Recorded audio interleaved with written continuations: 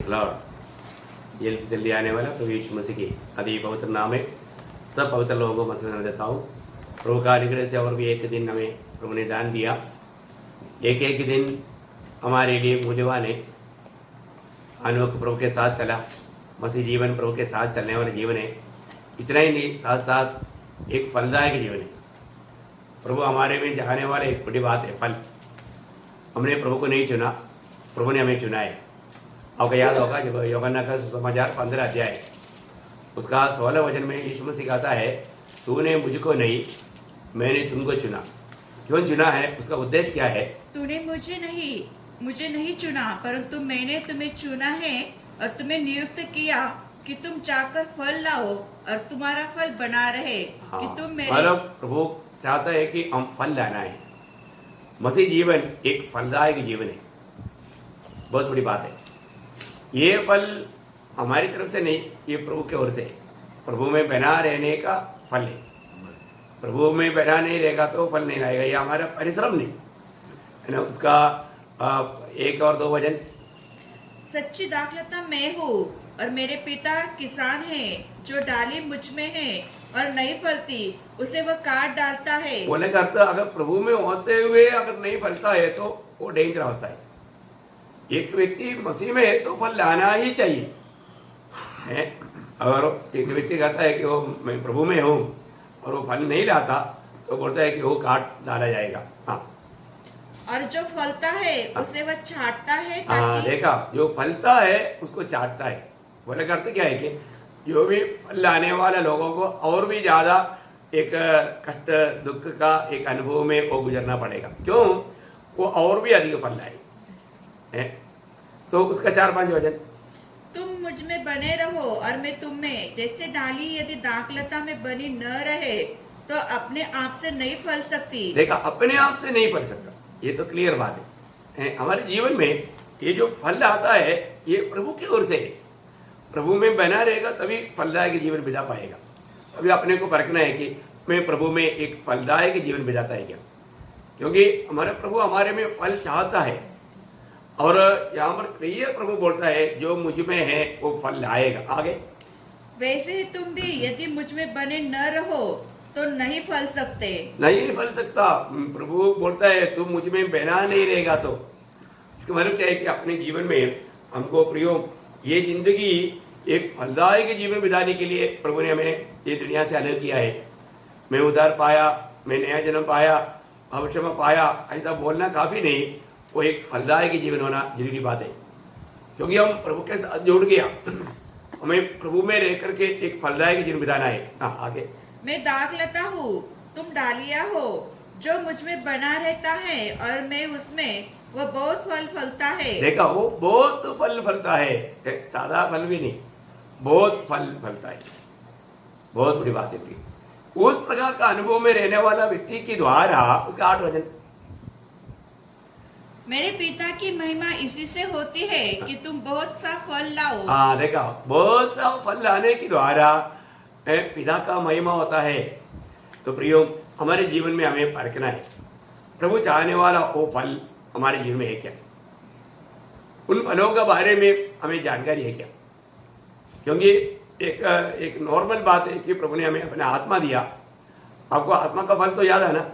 मैं बहुत दिन से आपको पूछा भी नहीं है। आप सवेरे उठ करके मुझ में आत्मा का फल है कि नहीं ये बात को परखता है क्या है।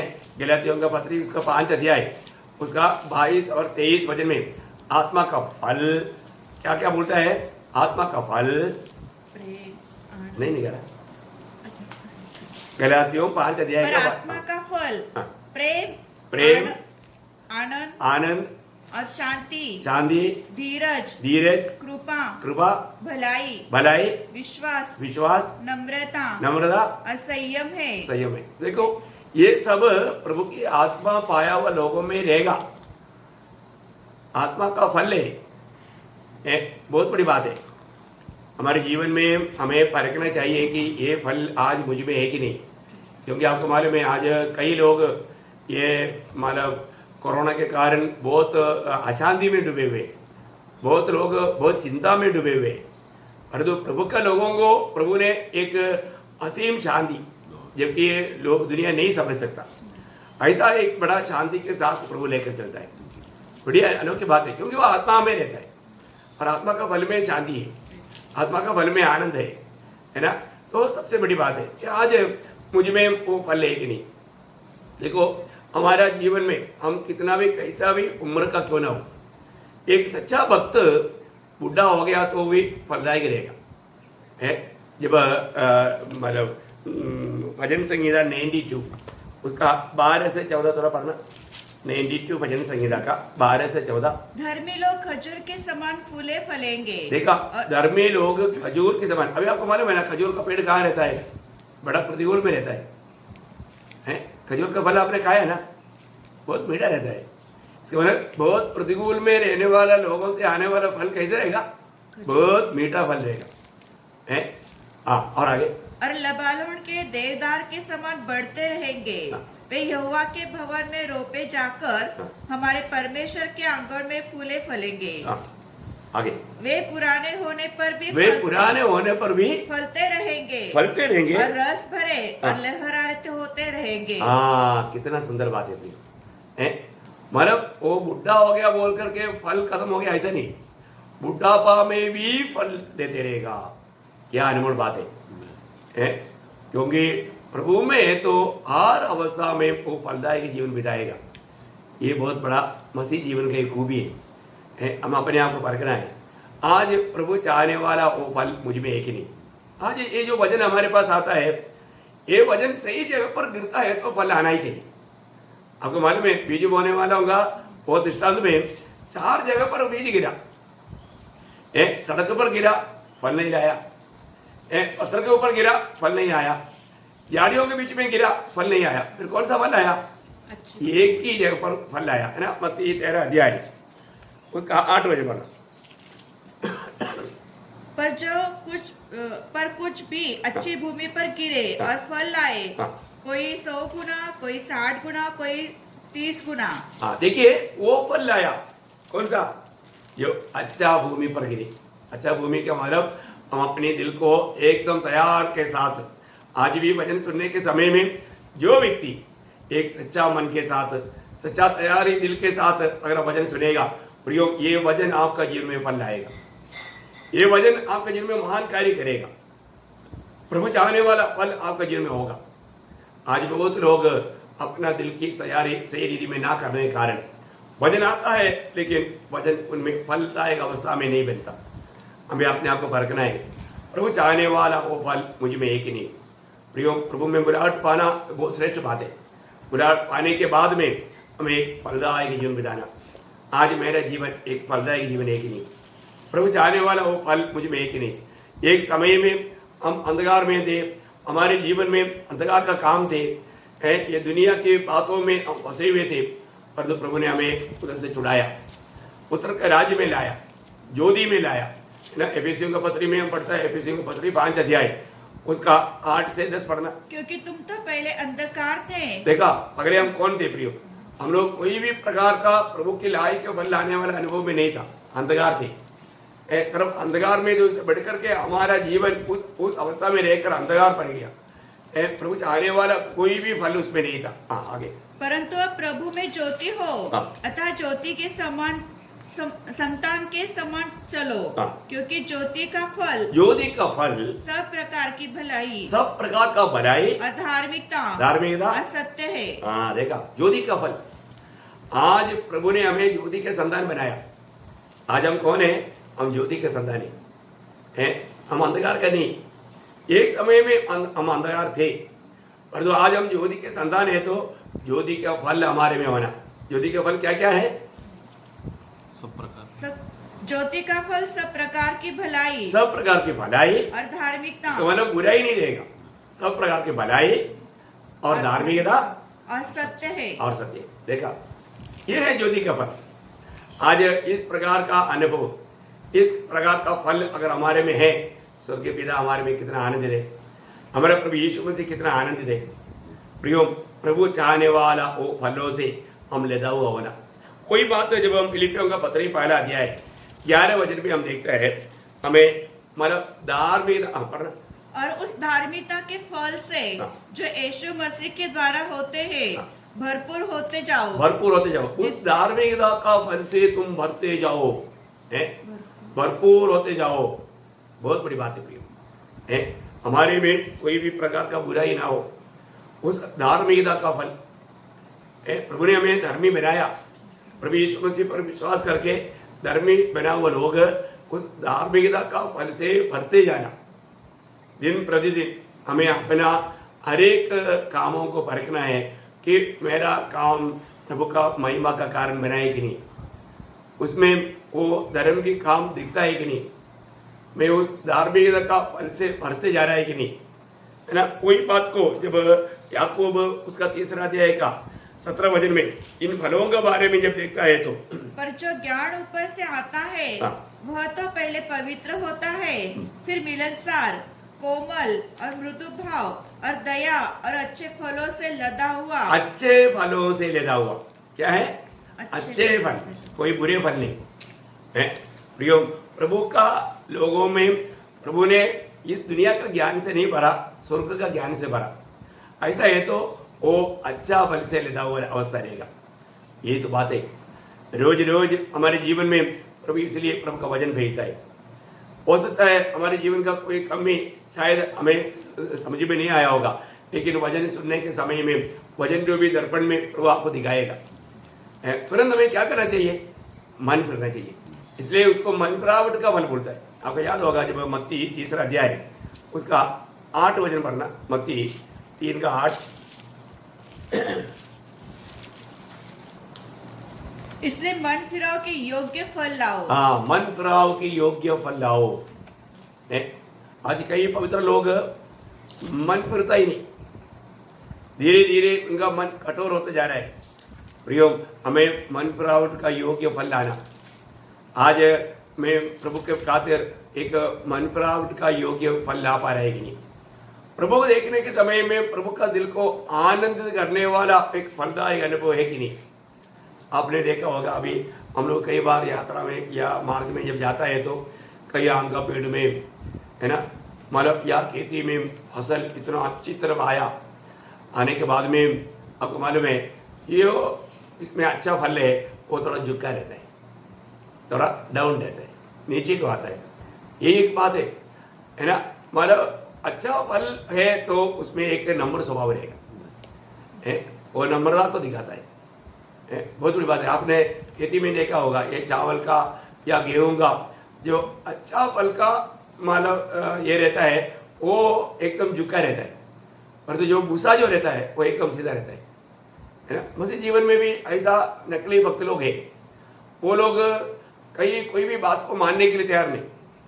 वो जो नकली फल उसमें मतलब कोई प्रयोजन नहीं, ऐसा अवस्था नहीं होना चाहिए प्रियो।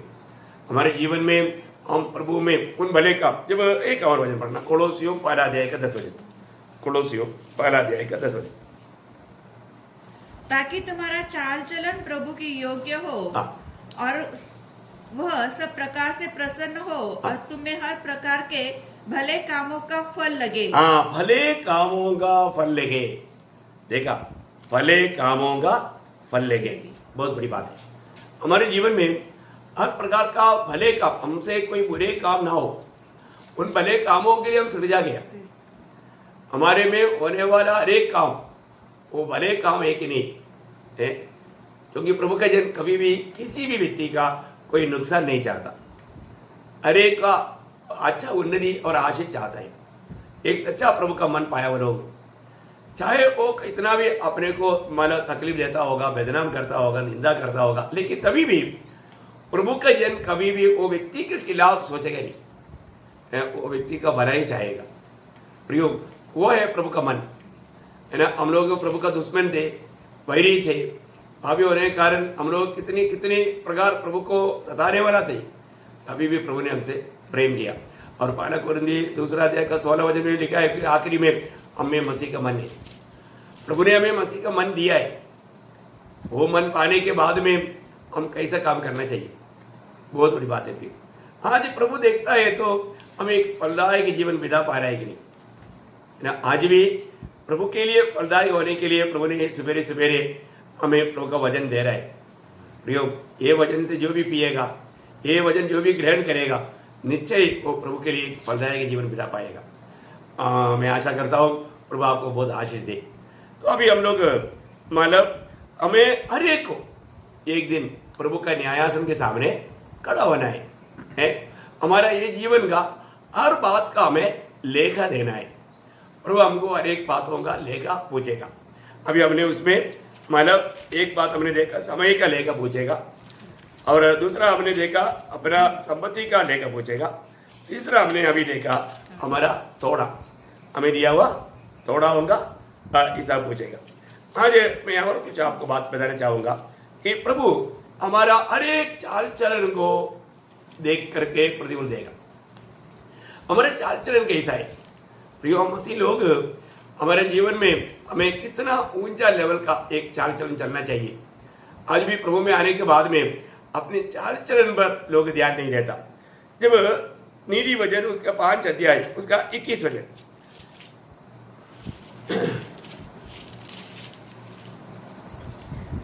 क्योंकि मनुष्य के मार्ग यहोवा की दृष्टि में छिपे नहीं है, और वह उसके सब मार्गों पर ध्यान करता है। मतलब वो उसकी सारे मार्गों को तोल कर देखता है, ऐसा आना चाहिए, लेकिन वो पूरा उसमें इतना नहीं आया। यहाँ पर विषय क्या है कि प्रभु हमारा जीवन की यात्रा का या चाल चलन का वो भेद पक्का प्रभु देखता है। प्रियो, हम लोग कहीं भी जाता है तो हमारा एक साधु उद्देश्य होना चाहिए। कुछ बुरे उद्देश्य के साथ हम कहीं नहीं जाना चाहिए, क्योंकि प्रभु हृदय को देखता है, हमारा चाल चलन को प्रभु तोलता है। तो थोड़ा और एक वचन पढ़ना, मतलब उसका ईयोब उसका 13 अध्याय का 27 वचन, ईयोब उसका 13 अध्याय का 27। तू मेरे पाँव को काट में ठोकता और मेरी सारी चाल चलन देखता रहता है। मेरा सारे चाल चलन देखता रहता है। क्यों देखता रहता? क्योंकि हमारे चाल चलन के अनुसार प्रभु को हमारे साथ व्यवहार करना है। प्रयोग आज हमारे चाल चलन कैसा है? मतलब प्रभु को महिमा देने लायक है हम जीवन बिताता है कि नहीं, ये बात को परखना है। हमारा चाल चलन कैसा है? मतलब लोग आज प्रभु का जो दिखाया हुआ उस रीति में चलने के लिए तैयार नहीं। प्रभु ने हमें आदर्श देकर गया करके हम लोग पहला पत्रोस 2 अध्याय के 21 वचन में हम लोग पढ़ता है कि हमें कैसे चलना चाहिए, जैसा यीशु मसीह चला। यीशु मसीह उसके लिए हमें एक आदर्श देकर गया, लेकिन हमारे अंदर पढ़ सकता है। और तुम इसी के लिए बुलाए भी गए हो, क्योंकि मसीह भी तुम्हारे लिए दुख उठाकर तुम्हें एक आदर्श दे गया है कि तुम भी उसके पदचिन्हों पर चलो। देखा, मतलब ये हरेक मसीह व्यक्ति का कर्तव्य है। प्रभु यीशु मसीह ने हमें दिया हुआ उस आदर्श पर हमें चलना है। आज हमारे जीवन का चाल चलन कैसा है? प्रभु बराबर देखता है कि हमको प्रभु ने दिखाया हुआ वो मार्ग में हम चल पा रहे हैं कि नहीं। प्रभु ने उसके लिए सब कुछ किया ना। प्रियो, मैं तो ये बात बताना चाहूँगा, ये हमारा सामर्थ्य नहीं है। मुझे इस बात आपको बताने में बहुत आनंद है। जब ऐसे खेलने में किताब में प्रभु एकदम गवाही देकर कहता है उसका 36 अध्याय उसका 26-27 में, मतलब प्रभु ऐसा करता है हमारे लिए, ये प्रबंध प्रभु करता है, उसका पूरा प्रबंध प्रभु की ओर से। हम प्रभु में आने के बाद में ये आप थोड़ा पढ़ करके, ये वचन नए जन्म पाया हुआ लोगों के लिए बहुत सुपरिचित वचन है, लेकिन आप ध्यान से देखिए। मैं तुमको नया मन दूंगा और तुम्हारे भीतर नई आत्मा उत्पन्न करूंगा, और तुम्हारे देह में से पत्थर का हृदय निकाल कर तुमको मांस का हृदय दूंगा। मैं अपनी आत्मा तुम्हारे भीतर देकर ऐसा करूंगा कि तुम मेरे विधियों पर चलोगे। तुम मेरी विधियों पर चलोगे और मेरे नियमों को मानकर मैं ऐसा करूंगा। देखो, प्रभु बोलता है मैं ऐसा करूंगा। मतलब अभी एक समय में अपना मनमाने में दौड़ने वाला एक व्यक्ति था, फिर से पौलुस। परंतु जब हम प्रेरितों का काम 20 अध्याय का 22 वचन में वो एक गवाही देता है, प्रेरितों का काम उसका 20 अध्याय का 22 वचन। अब देखो मैं आत्मा में बंधा हुआ यरूशलेम को जाता हूँ। देखा, आत्मा में बांधा हुआ अनुभव में वो यरूशलेम को और जा रहा है। देखो एक समय में कैसे चलता था, मतलब मैं बहुत होशियार व्यक्ति बोल करके चलता था। देखो, प्रभु ने उसको अपने लिए अलग किया, प्रभु के लिए एक फलदायक जीवन बिताने के लिए अलग किया। अभी कौन लेकर चलता? आत्मा लेकर चलता। यही तो बात है प्रिय। प्रभु ये प्रबंध करेगा। प्रभु बोलता है कि मैं ऐसा करूंगा। आज अगर हमारा जीवन प्रभु के हाथ में है तो हमें प्रभु ले चलने वाला वो अनुभव चाहिए, तभी एक सच्चा विजयी मसीह जीवन होता है। प्रभु अभी लोग आजकल के जवान लोगों को ये बात बोलेगा तो अच्छा नहीं लगता है। इसलिए जब उपदेशक 11 अध्याय उसका 9 वचन में सलोमन क्या बोलता है? उपदेशक उसका 11 अध्याय के 9 वचन, हे जवान अपनी जवानी में आनंद कर और अपनी जवानी के दिनों में मगन रह, अपनी मनमानी कर। देखा, अपना मनमानी कर तू जैसे चाहता है ऐसे चलो बोलते हैं। और अपनी आंखों की दृष्टि के अनुसार चल, परंतु ये जान रखना इन सब बातों के विषय परमेश्वर तेरा न्याय करेगा। देखा प्रियो, परमेश्वर तुम्हारा न्याय करेगा। आपने कैसा चाल चलन चला, ये बात तो प्रभु एक दिन न्याय करने वाला दिन आएगा। उस समय में क्या होगा? बहुत बार लोग अपना मूल्यवान समय को व्यर्थ रीति में, व्यर्थ चाल चलन में वो समय गवाता है। प्रियो, मैं आपको बताना चाहूँगा, प्रभु में आने के बाद में हमारा चाल चलन पर प्रभु का दृष्टि है। प्रभु देखते रहता है, क्योंकि उस चाल चलन का भी प्रभु उनको प्रतिफल देकर सम्मान करने वाला एक दिन है। आज कितने लोगों का जीवन से प्रभु का नाम का निंदा हो रहा है। आपको मालूम है, जो प्रभु का लोग कहलाता है, जब रोमियो का पत्री में 2 अध्याय 24 वचन में हम देखते हैं कि तुम्हारे उन कामों के कारण क्या होता? मेरा नाम का निंदा होता। देखिए, क्योंकि तुम्हारे कारण अन्य जातियों में परमेश्वर के नाम की निंदा की जाती है। देखा प्रियो, हमारा अगर चाल चलन गलत रहेगा तो क्या होगा? ऐसा लोगों के कारण प्रभु का नाम का निंदा होगा। देखो कितना भयंकर बात है। हमें अपने आप को परखकर देखना है, आज मेरे जीवन कैसा है, मेरे चाल चलन कैसा है। प्रभु को दुख देने वाला कोई भी प्रकार का मेरे जीवन में ऐसा चाल चलन है तो प्रियो से हमें मन फिरना चाहिए। प्रभु ने हमें दिया हुआ उस आदर्श पर चलना चाहिए।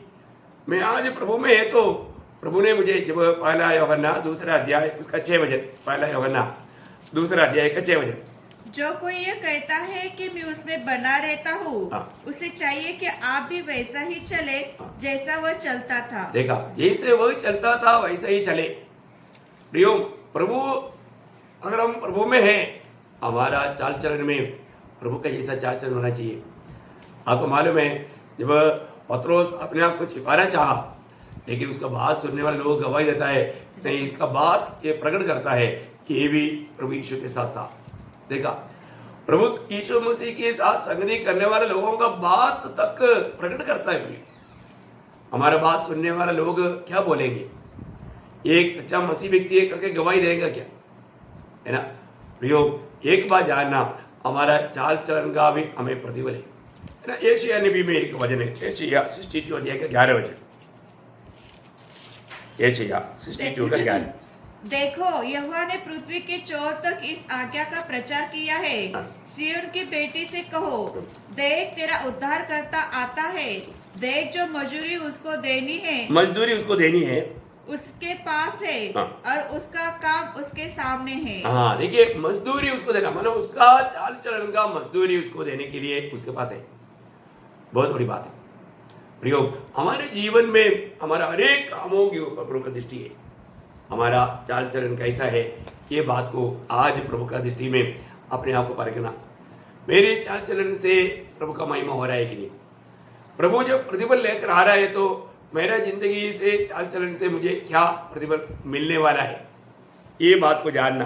आपको मालूम है, अनेक लोगों को उसका काम के अनुसार प्रतिफल है ना। जब 1 कोरिन्थी 3 अध्याय उसका 13 वचन, 1 कोरिन्थी 3 अध्याय का 13 वचन, जो तो हर एक का काम प्रकट हो जाएगा, क्योंकि वह दिन उसे बताएगा, इसलिए कि आग के साथ प्रकट हो, और वह आग हर एक का काम परखेगी, कि कैसा है।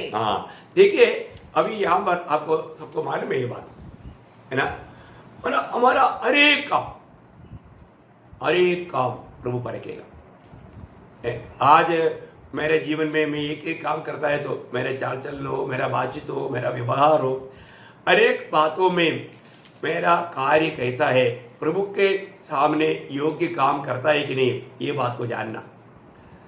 प्रियो, अब ये एक ही छोटा सा जीवन, इस जीवन में यदि हम प्रभु को महिमा दे करके कार्य नहीं करेगा तो, है ना, आज कामों में आपको मालूम है, आज कई लोग मसीह के काम करता है परंतु उसमें एक क्या बोलते हैं, एक जलन नहीं, क्या नहीं, जलन मन से नहीं, मतलब उत्साह से नहीं, तेजी से नहीं। प्रभु जक्कई को बुलाया तो बोला जल्दी नीचे आ जाओ, और यूदा इसलिए तो बोला जो तुझे करना है जल्दी करो जो भी करना है वो बात क्या है आपको मालूम। बोलने का अर्थ क्या है कि प्रभु का कोई भी काम में हम लोग धीमा नहीं होना चाहिए, धीमा नहीं होना चाहिए, आलसी नहीं होना चाहिए। हमारे हर एक कामों में हमें बहुत उत्साह चाहिए। उत्साह बड़ा एक धन है। फिनेगास का काम को देख करके प्रभु ने गवाही दिया, वो मेरे लिए बहुत जलन का काम किया। प्रियो, प्रभु हमारा हर एक कामों को देखता है, एक एक व्यक्ति को उसका काम के अनुसार प्रभु बदला देने वाला है। अभी मैं किस प्रकार का कार्य करता है ये बात को हमें जानना चाहिए, है मतलब हम जो भी काम करता है उसमें सच्चा दिल से हम करता है क्या, बोझ के साथ करता है क्या, या सिर्फ दिखावा के लिए करता है, लोगों से तारीफ पाने के लिए करता है, लोग मेरा प्रशंसा करना चाहिए, ऐसा कोई गलत उद्देश्य है क्या, ये जानना पड़ेगा। क्योंकि अगर ऐसा कोई भी बात रहेगा आपको मालूम है वो प्रतिफल खोएगा। शायद दुनिया हमारी तारीफ करेगा लेकिन प्रभु का दृष्टि में उनको प्रतिफल नहीं मिलेगा, ये बात आपको मालूम है। मैं आपको बताना चाहता हूँ प्रियो, हमारा हर एक काम जब प्रभु देखता है उसमें मतलब हम कैसा काम करता है। कुछ लोग मतलब संदेश देते थे वो पौलुस बिंदियों में उसको अवर ताड़ना मिलना चाहिए, उस उद्देश्य में करते थे। देखो काम करता प्रभु का उद्देश्य क्या है, उसको अवर भी सताव मिले। देखिए फिलिपियों का पत्री भी तीसरा अध्याय भी आप देखते हैं, मैं उसको पूरा आपको पढ़ाना नहीं चाहता, लेकिन एक बात पक्की बात है प्रियो, हम जो भी काम करता है उसके पीछे उद्देश्य क्या है। अभी वहां पर आपको मालूम है जब वही पहला कोरिन्थी तीसरा अध्याय का 12 से 15 तक जब हम पढ़ता है वहां पर हमारा कामों के बारे में 6 वस्तुओं का एक दृष्टांत दिया, ये आपको अच्छी तरह मालूम है। बोलता है सोना चांदी बहुमूल्य पत्थर और लकड़ी घास भूसा। अनेक लोग इस प्रकार ये 6 वस्तुओं से वो काम करता है बोलते हैं। अभी आप देखिए इसमें हमारा काम कौन सा वस्तु से है, किस प्रकार का है। देखिए यहां पर सोना चांदी बहुमूल्य पत्थर ये कहा रहता है मिट्टी के अंदर, बोलेगा तो एकदम सीक्रेट बात है, गुप्त बात है, ये मतलब किसी को प्रकट करने वाला बात नहीं है, स्वयं प्रशंसा के लिए नहीं, सिर्फ प्रभु का महिमा के लिए। ये जो काम प्रियो बहुत बड़ी बात है। अगर हमारे जीवन में हम लोग जो भी काम करेगा यदि प्रभु को महिमा मिलने लायक काम नहीं करेगा उसका हमें प्रतिफल नहीं। आज बहुत लोगों को अच्छा काम उन्होंने बहुत किया परंतु प्रतिफल कुछ भी नहीं मिलेगा, क्योंकि उसको प्रतिफल दुनिया में मिल गया, उनको दुनिया में बहुत तारीफ मिला, बड़े प्रशंसा मिला। लेकिन एक बात जानना, प्रभु का नाम में गलती कभी नहीं आएगा। प्रभु हर एक का, जब रोमियो दूसरा अध्याय का 6 वचन, रोमियो 2 का 6, वह हर एक को उसके कामों के अनुसार बदला देगा। देखा, हर एक को उसका काम के अनुसार बदला देगा। प्रियो ये बात जानना है, हम हर एक का काम के अनुसार प्रभु बदला देगा। आज मेरा काम कैसा है, किस रीति में मैं काम करता है। आज आपको मालूम है आत्मिक दुनिया में भी कई प्रकार लोगों का अवस्था बहुत बिगड़ चुका है। जब रोमियो का पत्री उसका 12 अध्याय उसका 3रा वचन पढ़ना, रोमियो 12 अध्याय का 3रा वचन।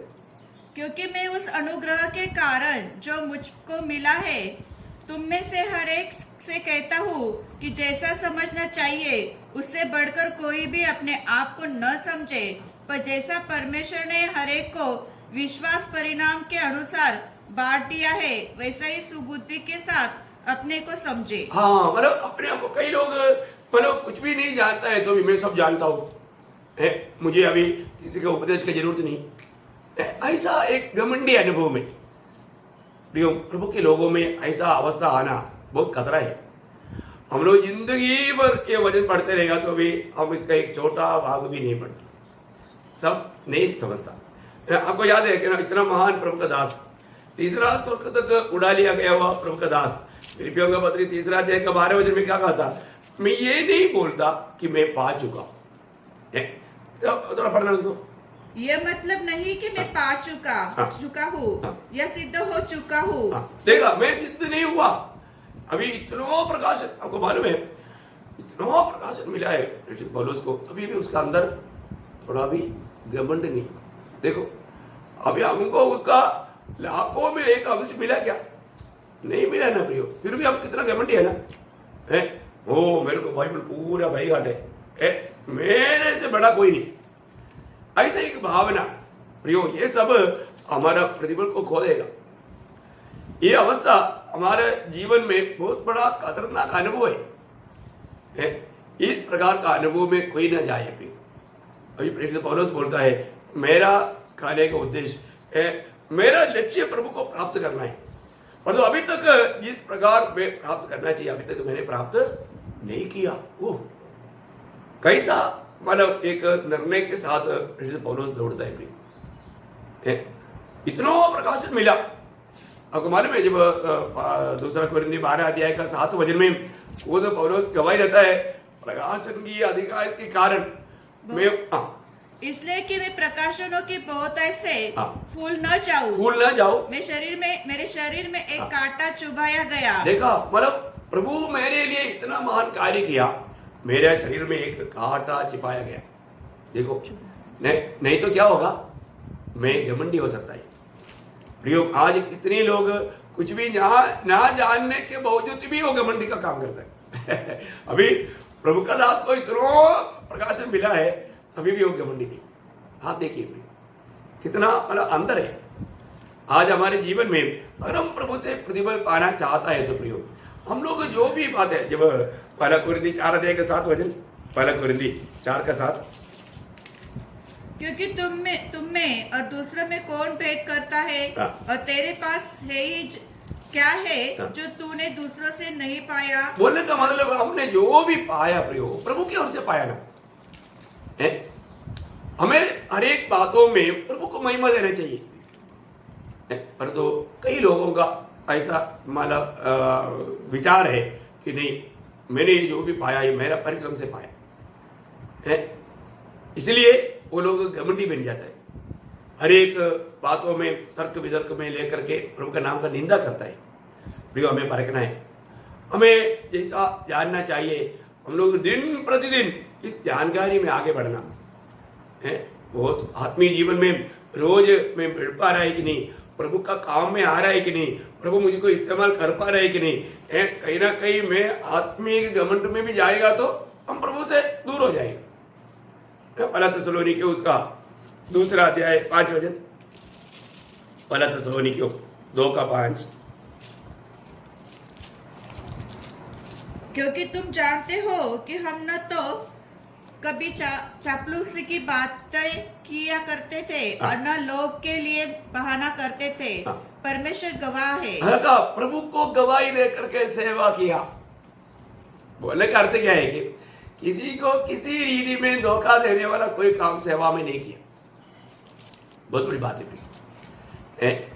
सेवा सिर्फ प्रभु का महिमा के लिए, प्रभु का नाम पूजा करने के लिए, प्रभु का दिया हुआ पवित्र लोग मसीह में सिद्ध होने के लिए किया।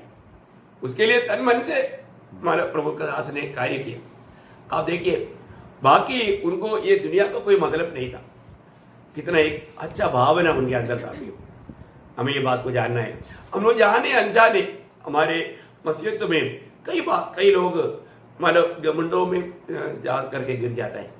जब गलातियों का पत्र उसका 6वां अध्याय उसका 3-4 वचन, गलातियों, क्योंकि यदि कोई कुछ न होने पर भी अपने आप को कुछ समझता है, देखा कुछ न होने पर भी, अभी आप देखो कई लोग मतलब उनको ग्रीक और हेब्राय कुछ भी आता नहीं, लेकिन उन लोग ऐसा अभिनय करता है कि हमको ग्रीक भी आता है, हेब्राय भी आता है। ठीक है भाई, आता है, आती अच्छी बात है। या अगर आता भी है तो ये जो बाइबल का वजन तो बराबर है ना, हो सकता है किसी विषय में अर्थ गहराई में मतलब हो सकता है, लेकिन प्रियो एक बात, लेकिन कई प्रकार ऐसा घमंड करने लोग हैं, थोड़ा कुछ अगर जान लिया तो बस फिर वो लोग जमीन पर नहीं रुकता। एक आधा शब्द अगर आएगा तो बहुत उड़ी मारता है। प्रियो, प्रभु का वचन क्या कहता है हमारे जीवन में? वापस पढ़ना। क्योंकि यदि कोई कुछ न होने पर भी अपने आप को कुछ समझता है तो अपने आप को धोखा देता है। पर हर एक अपने ही काम को जांच ले। हर एक अपने आप का काम को जांच ले। प्रियो, हमारे जीवन में कितना दिन हो गया हम अपना काम को जांचते हुए? कई बार कई लोग बात करता है सिर्फ लोगों को खुश करने के लिए, उनकी आदर पाने के लिए, उनकी प्रशंसा पाने के लिए बातें करता है, दिल से नहीं, सच्चाई नहीं बोलता। बहुत मसीह लोगों का स्वभाव है, ऐसा नहीं होना प्रिय हमारे जीवन में, क्योंकि इन सारे कामों को प्रभु तोलता है। हर एक हमारा ये शब्दों को भी प्रभु तोलता है, आपको मालूम है? हमारा हर एक कामों को प्रभु तोलता है। प्रभु का दृष्टि में अगर हम अयोग्य रीति में, आपको मालूम है ना बेलशस्सर का प्रभु ने क्या बोला? प्रभु ने वहां पर एक हाथ भेजा और दीवार पर लिखा, मैंने देखे ऊपर से बोलेगा तो मैंने तुझको तोला, तुम कमी पाया गया। देखिए, इसलिए तेरे राज्य मेरी वारसियों को दे दिया, अभी तारी छुट्टी। और उसी दिन वो मारा गया। दानियल 5 अध्याय में पढ़ते हैं, आपको मालूम है। तो बहुत बड़ी बात है, मैं आपको बताना चाहूंगा कि अपने जीवन में हर समय प्रभु हमारा काम को देखता है। आज मेरा काम प्रभु की दृष्टि में कैसा है? प्रभु आनंद देगी नहीं है। जब प्रभुओं का पत्र है उसकी 8 अध्याय, उसका 5 वचन से 13 वचन तक बहुत ही विस्तार बात है, लेकिन मैं कम शब्द में उसको आपको बताना चाहूंगा। क्योंकि शारीरिक व्यक्ति शरीर की बातों पर मन लगाता है, परंतु आध्यात्मिक आत्मा की बातों पर मन लगाते हैं। देखिए, अभी भी हम प्रभु में होने के बाद में भी हम शारीरिक है या आत्मिक है, हमारा मन कहाँ लगता है? दुनिया की नाशमान बातों पर है या अनंत काल की बातों पर है? एक सच्चा आत्मिक जन हमेशा अनंत काल की बातों पर वो अपना ध्यान करता है। आगे, शरीर पर मन लगाना तो मृत्यु है, परंतु आत्मा पर मन लगाना जीवन और शांति है। क्योंकि शरीर पर मन लगाता तो परमेश्वर से बैर रखना है, क्योंकि न तो परमेश्वर की व्यवस्था के अधीन है और न हो सकता है। और जो शरीर शारीरिक दशा में है वे परमेश्वर को प्रसन्न नहीं कर सकते। परंतु जबकि परमेश्वर का आत्मा तुम्हें बसता है तो तुम शारीरिक दशा में नहीं परंतु आत्मिक दशा में हो। यदि किसी में मसीह का आत्मा नहीं तो वह उसका जन नहीं। यदि मसीह तुम में है तो देह पाप के कारण मरी हुई है, परंतु आत्मा धर्म के कारण जीवित है। यदि उसी का आत्मा जिसने यीशु को मरे हुए में से जिलाया तुम्हें बसा हुआ है, तो जिसने मसीह को मरे हुए में से जिलाया वह तुम्हारी नश्वर देह को भी अपने आत्मा के द्वारा जो तुम में बसा हुआ है जिलाएगा। इसलिए हे भाइयों, हम शरीर के कर्जदार नहीं कि शरीर के अनुसार दिन काटे, क्योंकि यदि हम शरीर के अनुसार दिन काटोगे तो मरोगे, यदि आत्मा से देह की क्रिया को मारोगे तो जीवित रहोगे। कितना अच्छा रीति में पौलुस ने यहाँ पर वर्णन किया है।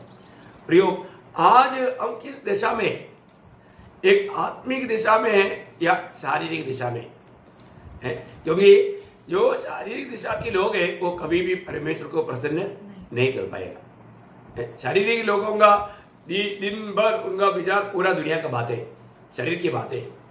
और जो एक आध्यात्मिक व्यक्ति है तो वो हमेशा स्वर्गीय बातों पर मन लगाता है, प्रभु की उस आलोचना प्राप्त करके उसको महिमा करने के लिए प्रयास में रहता।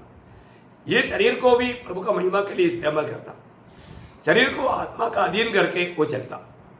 कितना बड़ी बात है।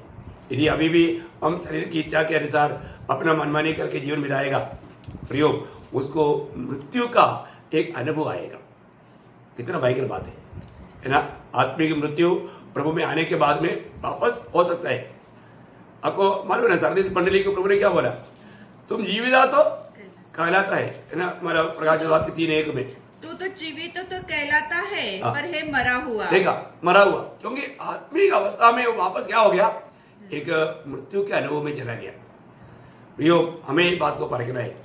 आज मैं प्रभु के आत्मा के अनुसार चलते हुए हर एक काम प्रभु का योग्य रीति में कर पाता है कि नहीं।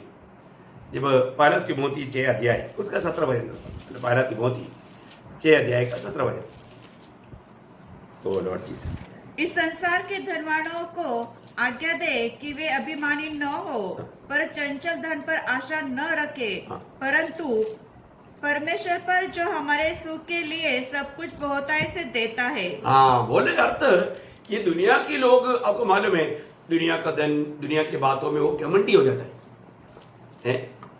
प्रियो, हमारे जीवन में ऐसा कोई भी बातों में घमंडी होकर के प्रभु का दृष्टि में हम गुनहगार ना ठहरे। हर एक लोग अपन ये दुनिया के सबर में, दुनिया की कोई बातों में प्रशंसा करके हम दोषी ना ठहरे। अपने को परखना है आज हमारा काम कैसा है, प्रभु को महिमा देने लायक कार्य में कर पाता है क्या। जब पड़ोसियों का पत्री उसका 3 अध्याय उसका 5 से 10 तक वचन पढ़ना। इसलिए अपने उन अंगों को मार डालो जो पृथ्वी पर है, अर्थात व्यभिचार, अशुद्धता, दुष्कामना, बुरी लालसा और लोभ को जो मूर्ति पूजा के बराबर है। इन्हीं के कारण परमेश्वर का प्रकोप आज्ञा न मानने वालों पर पड़ता है। और तुम भी जब इन बुराई में जीवन बिताते थे तो इन्हीं के अनुसार चलते थे, पर अब तुम में भी इन सब को व्यर्थात क्रोध, रोष, बैरभाव, निंदा और मुंह से गालियां बकना, ये सब बातें छोड़ दो। एक दूसरे से झूठ मत बोलो, क्योंकि तुमने पुराने मनुष्यों को उसके कामों समेत उतार डाला है और नए मनुष्य को पहन लिया है, जो अपने सृजनहार के स्वरूप के अनुसार ज्ञान प्राप्त करने के लिए नया बनता जाता है। क्या अनमोल बातें हैं ये सारे शब्द। बोलने का अर्थ हमारे जीवन में जब तक हम ये दुनिया में रहता है, ये शरीर में रहता है, प्रभु ना चाहने वाला कई बात, कई स्वभाव हमारे अंदर रहेगा। तो हमें रोज कुछ बातों को मारना है, कुछ बातों को निकाल करके फेंकना है ना। मतलब अगर ये काम अगर नहीं किया तो वो काम हमारे जीवन में प्रभुता करने लायक बढ़ सकता है। तो इसके लिए अपने आप को परखना है। हमने वो नया मनुष्यत्व को पाना है, या प्रभु यीशु मसीह को हमने पाना है। आज हमारे जीवन कितना अलग दर्जा का होना चाहिए। इसलिए यहाँ पर पहला कोरिन्थी 3 अध्याय में जब हमने देखा, प्रेरित पौलुस बोलता है तुम जो काम करता है वो काम कैसा काम है, सोना चांदी बहुमूल्य पत्थर, नहीं तो लकड़ी घास भूसा। लकड़ी घास भूसा का खूबी क्या है, वो बाहर दिखता है, ये तीनों चीज बाहर दिखता है। और दूसरी बात, जब वो आग में होकर के गुजरेगा क्या होगा, वो राख बन जाएगा, वो बना नहीं रहेगा। और जो सोना चांदी बहुमूल्य पत्थर आग में होकर गुजरेगा वो और भी मूल्यवान हो जाएगा, और भी चमकेगा। प्रियो, ये कितना सुंदर बात है। इसका मतलब क्या है कि आज हमारे जीवन अनेक काम प्रभु की महिमा का लक्ष्य में हम करता है, या अपने खुद का बढ़ाई के लिए, अपनी प्रशंसा के लिए, अपने आप को धर्मी दिखाने के लिए अगर हम करता है तो फिर उसका प्रतिफल नष्ट हो जाएगा। हम किस रीति का प्रतिफल पाने की तैयारी कर रहे हैं। आपको मालूम है, जब प्रभु यीशु मसीह ने मत्ती के सुसमाचार में हमारा जीवन में एक एक काम करने का समय के बारे में उसका 6 अध्याय का 1 से 3, सावधान रहो, तुम मनुष्य को दिखाने के लिए अपने धर्म के काम न करो। देखा, मनुष्य को दिखाने के लिए धर्म की काम करने वाले लोग बहुत है। हमने पिछले दिनों में भी बात देखा था, ऐसा ना करो, नहीं तो अपने स्वर्गीय पिता से कुछ भी फल न पाओगे। इसलिए जब तू दान करे तो अपने आगे तुरई न बजाना, जैसे कपटी सभाओं और गलियों में करते हैं, ताकि लोग उनकी बढ़ाई करें। देखा, लोग उनकी बढ़ाई करना उनके लक्ष्य। ये ऐसे क्यों करता है, उनकी बढ़ाई होना, प्रभु का महिमा नहीं उनके लक्ष्य। है प्रियो, हम लोग कोई भी काम करने के समय में हमारे जीवन का लक्ष्य प्रभु का महिमा है क्या? प्रभु महिमा पाना चाहिए, उस उद्देश्य में हम कार्य करता है क्या? उसके लिए हमको त्याग कर पा रहे क्या? ये बड़ी बात है। और आगे, मैं तुमसे सच कहता हूँ कि वे अपना प्रतिफल पा चुके। परंतु जब तू दान करे तो जो तेरा दाहिना हाथ करता है उसे तेरा बायां हाथ न जानने पाए, ताकि तेरा दान गुप्त रहे, और तब तेरा पिता जो गुप्त में देखता है तुझे प्रतिफल देगा। देखा, ये है सोना चांदी बहुमूल्य पत्थर, गुप्त में जो का। वही बात प्रार्थना के संबंध में भी उसका 5 वचन, जब तू प्रार्थना करे तो कपटियों के समान न हो, क्योंकि लोगों को दिखाने के लिए आराधनालयों में और सड़कों के मोड़ पर खड़े होकर प्रार्थना करना उनको अच्छा लगता है। मैं तुमसे सच कहता हूँ कि वे अपना प्रतिफल पा चुके। कहाँ पर प्रतिफल पाया? दुनिया में। आप देखिए, उसको भी उसने अच्छा काम किया, लेकिन उसका प्रतिफल स्वर्ग में नहीं। आगे, परंतु जब तू प्रार्थना करे तो अपनी कोठरी में जा और द्वार बंद करके अपने पिता से जो गुप्त में है प्रार्थना कर, तब तेरा पिता जो गुप्त में देखता है तुझे प्रतिफल देगा। कितना बड़ी बात है। ये है सोना चांदी बहुमूल्य पत्थर, गुप्त में कार्य करने वाला बात है ना। हमारे मन में, हमारा दिल में ऐसे एक विचार को भी घुसने का मौका ना दे। लोग अपने आप को एक धर्मी जाने, एक भला मनुष्य जाने, है ना। ऐसा बात हमारे दिल में रहेगा तो हमारा आनंद काल का उसका 16 से 18वीं उपवास प्रार्थना के बारे में भी बोलता है। जब तुम उपवास करो तो कपटियों के समान तुम्हारे मुंह पर उदासी न छाई रहे, क्योंकि वे अपना मुंह बनाए रहते हैं ताकि लोग उन्हें उपासी जाने। मैं तुमसे सच कहता हूँ कि वे अपना प्रतिफल पा चुके।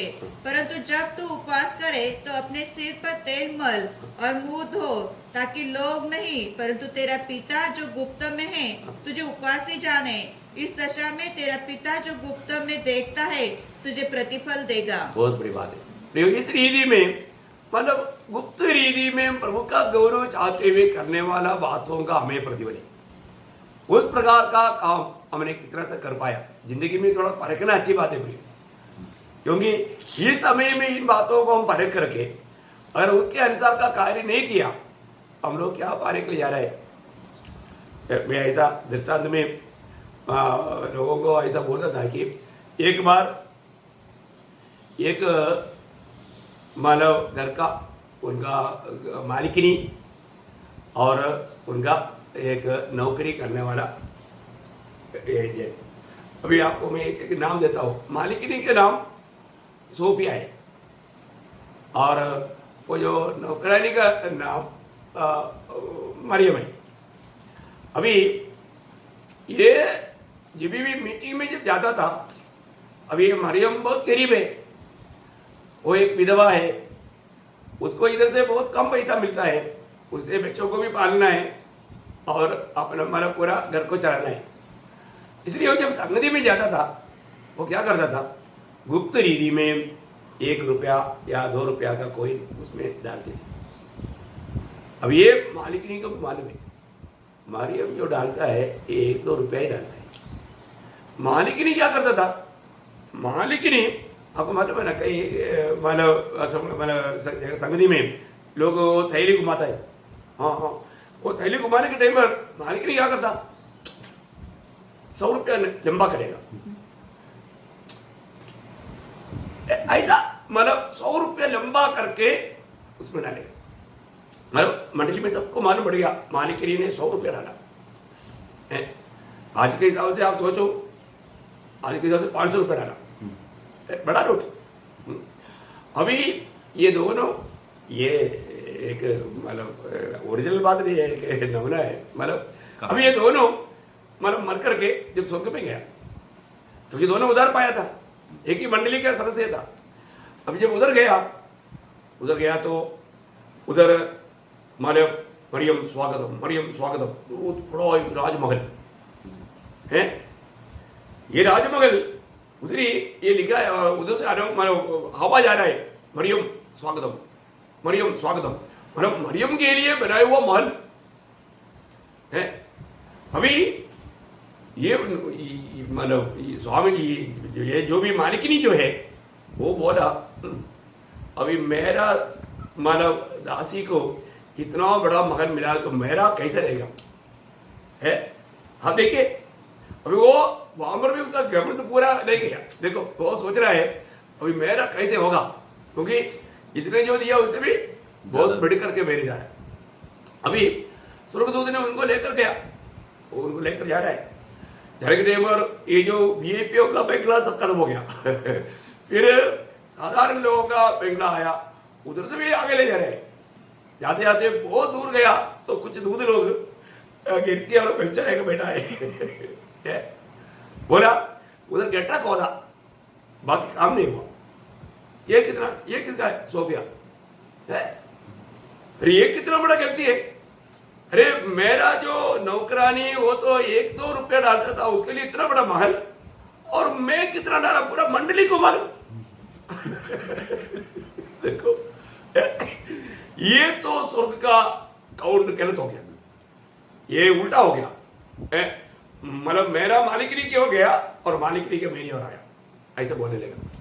फिर आपको विषय समझ में आया है।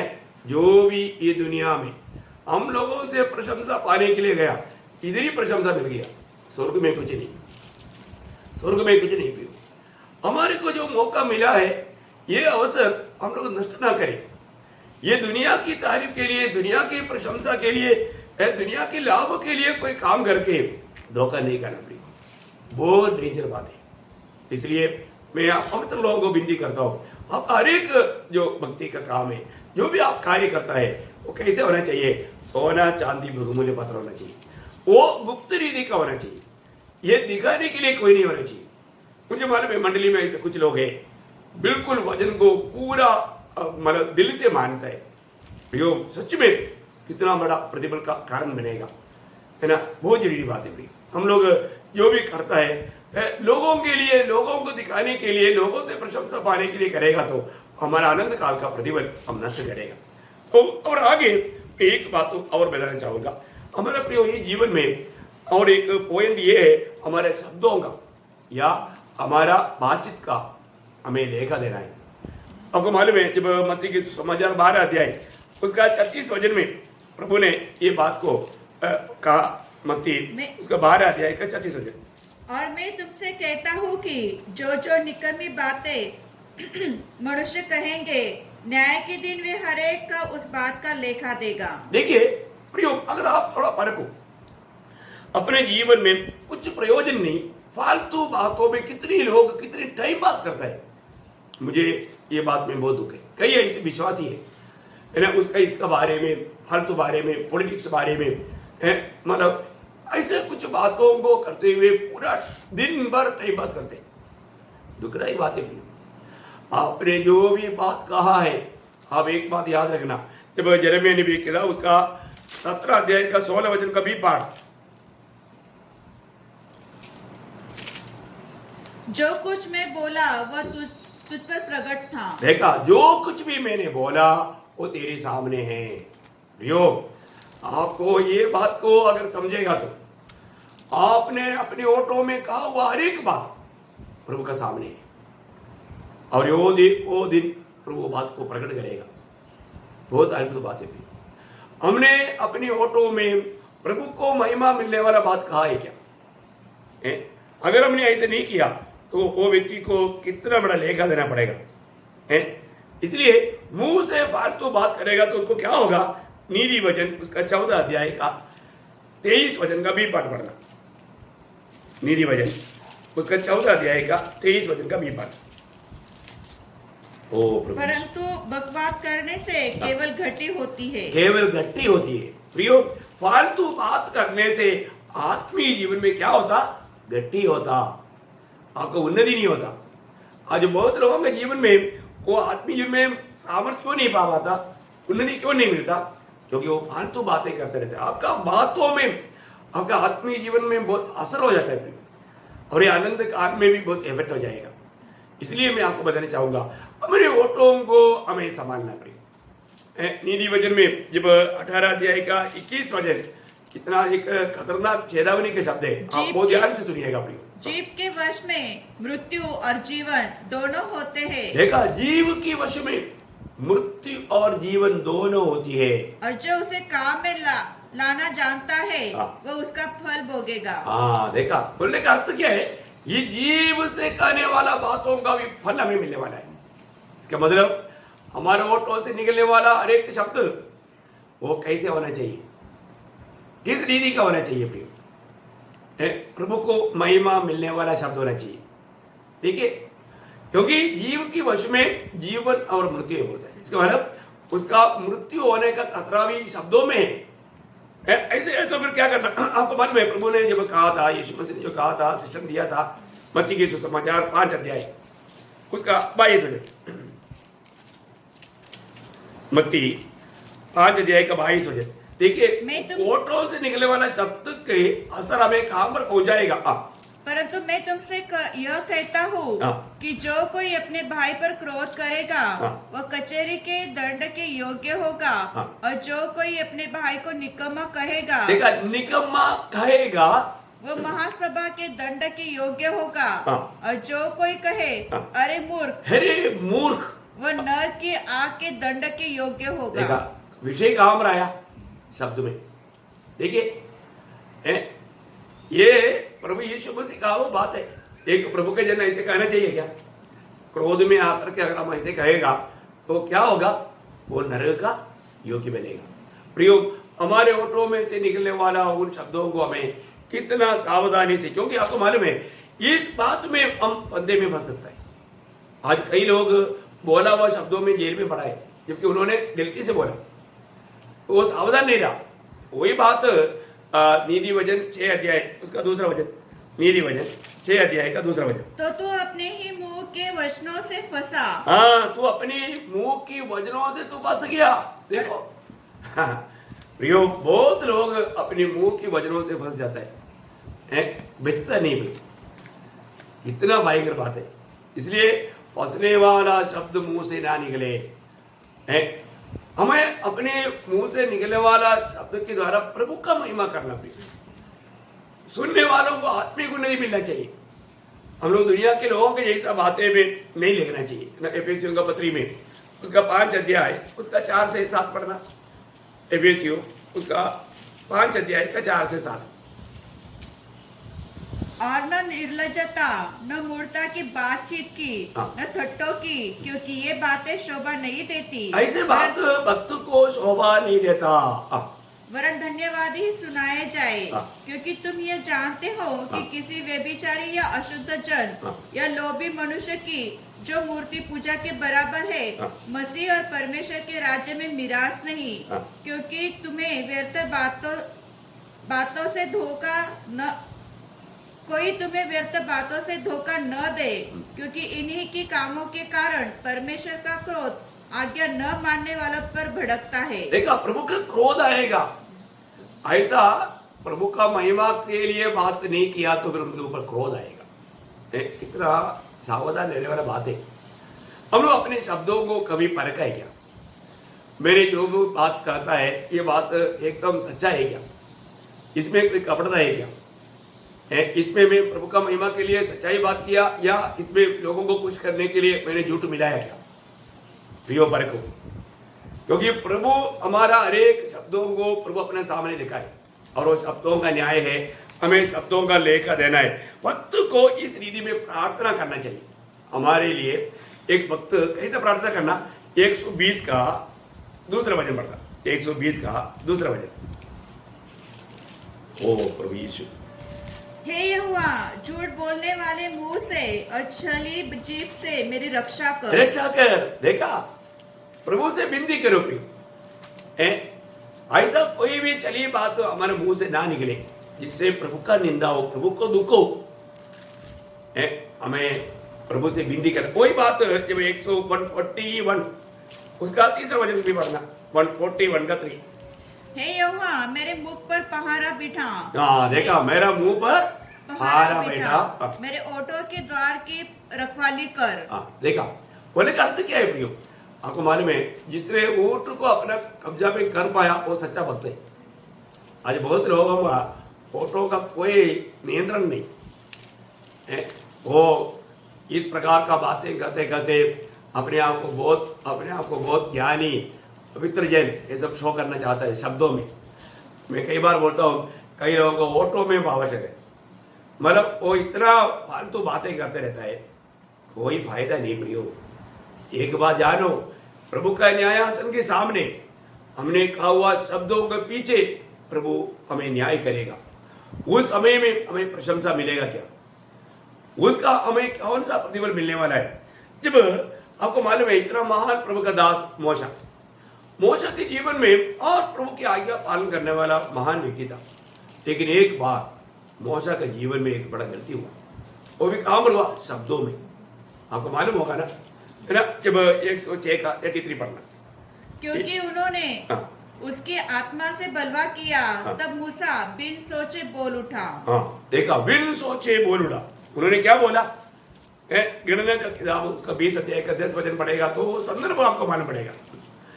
उन्होंने बिन सोचे क्या बोला?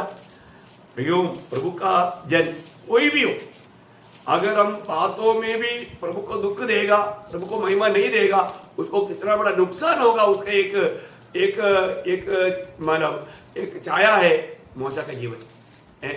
वो अपने वायदा के देश में प्रभु के लोगों को लेकर नहीं जा पाए। 20 अध्याय का गणना 20 का 10, गणना का किताब 20 का 10।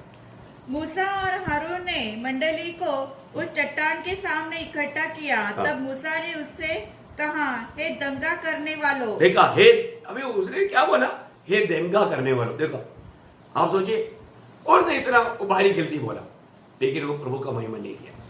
देखिए, हे अकेले लोगों, हे दंगे करने वालों, प्रभु का लोगों को मूसा ने कहा, प्रभु का नाम को पवित्र नहीं किया।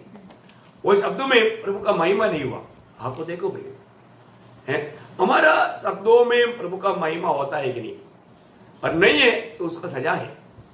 मूसा को उन लोगों को लेकर के वायदा के देश में लेकर नहीं जा पाया। आप देखिए, ये एक सत्य चेतावनी है। तो मैं इसलिए आपको बताना चाहूंगा, मतलब हमें रोज रोज हमारा प्राण के उद्धार के लिए अपना मुंह को संभालना जरूरी बात है। नीति वचन उसका 13 अध्याय का 30 वचन पढ़ना। नीति वचन 13 अध्याय का 30 वचन। ओ लॉर्ड जीसस, जो अपने मुंह की चौकसी करता है वह अपने प्राण की रक्षा करता है। देखा, अपनी प्राण का, रोज हमें अपना प्राण का उद्धार पाने के लिए हमारे शब्दों का भाग बहुत बड़ा है। अपना शब्दों का भाग बहुत बड़ा है। इसलिए हमको रोज हमारा प्राण के उद्धार में कहां तक बढ़ते जा रहा है, ये बात को हमें परखना चाहिए, जानना चाहिए, है ना। एक दो वचन और पढ़ करके मैं जल्दी बंद करूंगा। नीति वचन 21 अध्याय का 6 वचन। नीति वचन 21 का 6। जो धन झूठ के द्वारा प्राप्त होते हैं वह आयु से सड़ जाने वाला कुहरा है। हाँ, देखा, बोलने का मतलब क्या है प्रियो? झूठ बोल करके धन कमाने वाला मृत्यु का मतलब प्राप्त करता है, मृत्यु को प्राप्त करता है, मृत्यु का संपादन करता है।